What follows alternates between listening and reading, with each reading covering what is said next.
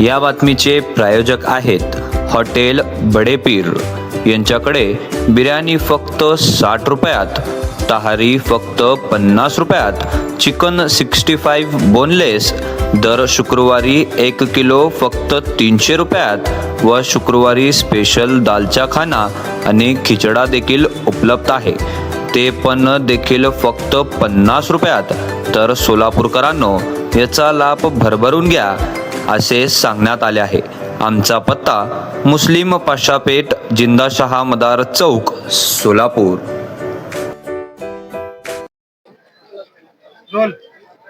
आज छाननी होती, काय म्हणेल एकंदरीत या सर्व प्रकरण पाहता? आज सोलापूर महानगरपालिकेची जे 2025-26 ची निवडणूक लागलेली आहे, त्याचा आज छाननीचा दिवस या ठिकाणी होता।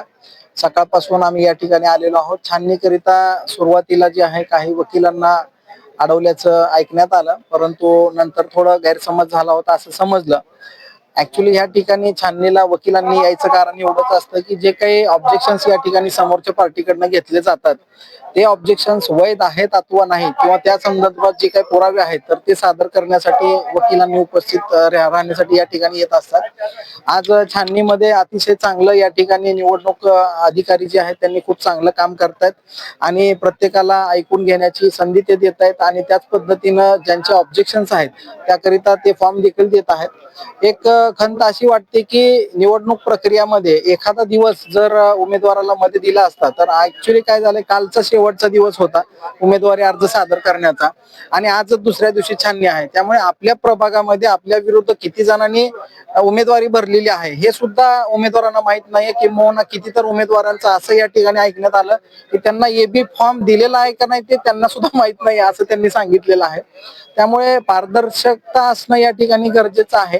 असो जे आहे ते आहे, आता झालेलं आहे छाननीचं। जे काही उमेदवार थांबलेले आहेत त्यांना मी शुभेच्छा देतो, ज्यांचे अर्ज वैध झालेले आहेत त्यांना देखील शुभेच्छा देतो, ज्यांचे अर्ज अवैध ठरलेले आहेत काही कारणास्तव किंवा टेक्निकल कारणास्तव त्यांना देखील मी पुढच्या निवडणुकीसाठी बेस्ट ऑफ लक देईन, त्यांना यावेळेला हार्ड लक म्हणेन आणि सगळ्यांना शुभेच्छा देतो। धन्यवाद।